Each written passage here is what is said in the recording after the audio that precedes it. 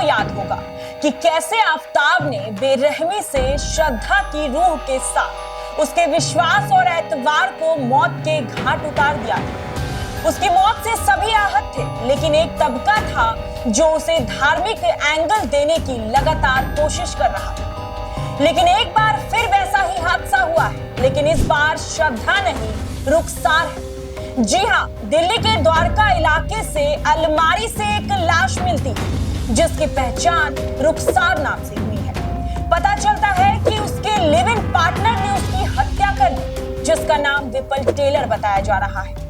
हत्या के बाद रुखसार की शव को अलमारी में छिपाकर फरार हो गया। 48 घंटे 4 राज्यों और 1400 किलोमीटर तक का पीछा करते हुए दिल्ली पुलिस ने 27 साल के विपल टेलर को राजस्थान के उदयपुर से गिरफ्तार किया। दरअसल वह लिव इन पार्टनर की हत्या करके शव को अलमारी में छिपाकर फरार हुआ था।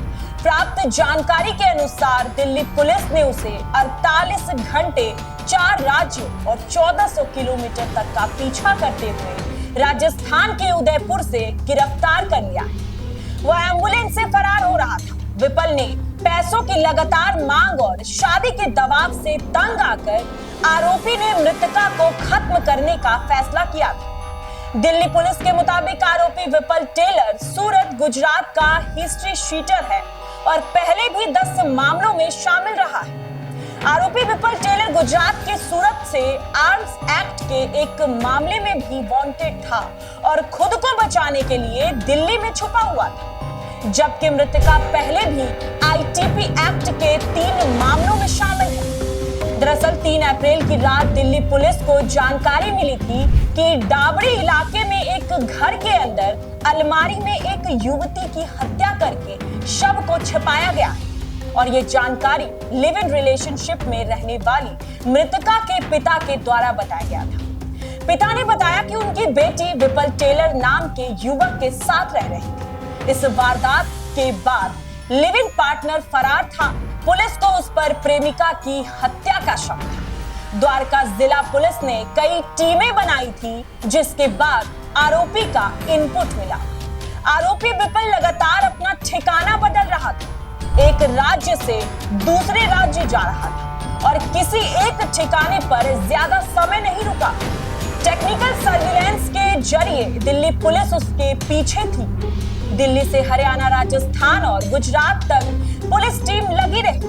इसके बाद राजस्थान के उदयपुर से आरोपी की गिरफ्तारी की गई। पूछताछ में पता चला कि आरोपी विपल टेलर पहले भी कई आपराधिक मामलों में शामिल रहा है। साल 2020 में उसे दिल्ली पुलिस के सफदरजंग एनक्लेव थाना पुलिस ने एनडीपीएस एक्ट के तहत गिरफ्तार किया था, जहां उसके कब्जे से अफीम बरामद की गई।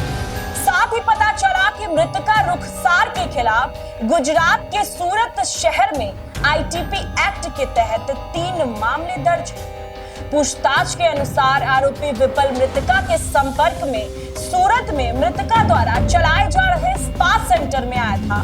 इसके बाद वे दोस्त बनकर साथ रह रहे थे। इस दौरान मृतका के कहने पर आरोपी ने फ्लैट खरीदने के लिए उसे करीब 7 लाख रुपए दिए थे।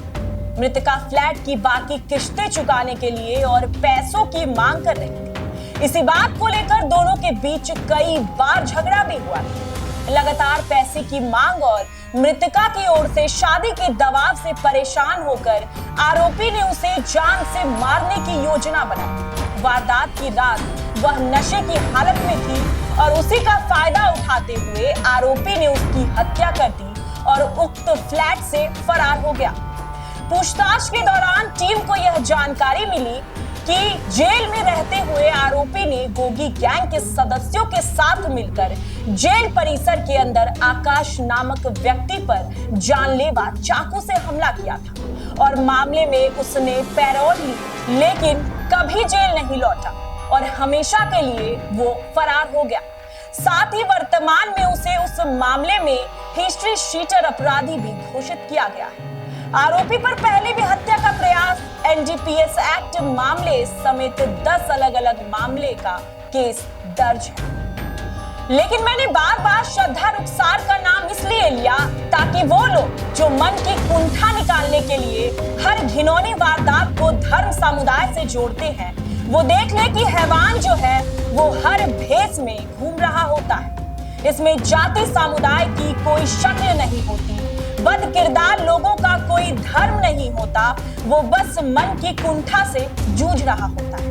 और वो लोग भी जो नफरत की बीमारी से जूझ रहे होते हैं, जो आरोपियों की पहचान उसके धर्म और जात के आधार पर करते हैं, हर दौर में श्रद्धा अकेली है और रुखसार अकेली है। इसमें किसी भी धर्म और जाति और समुदाय का कोई हाथ नहीं।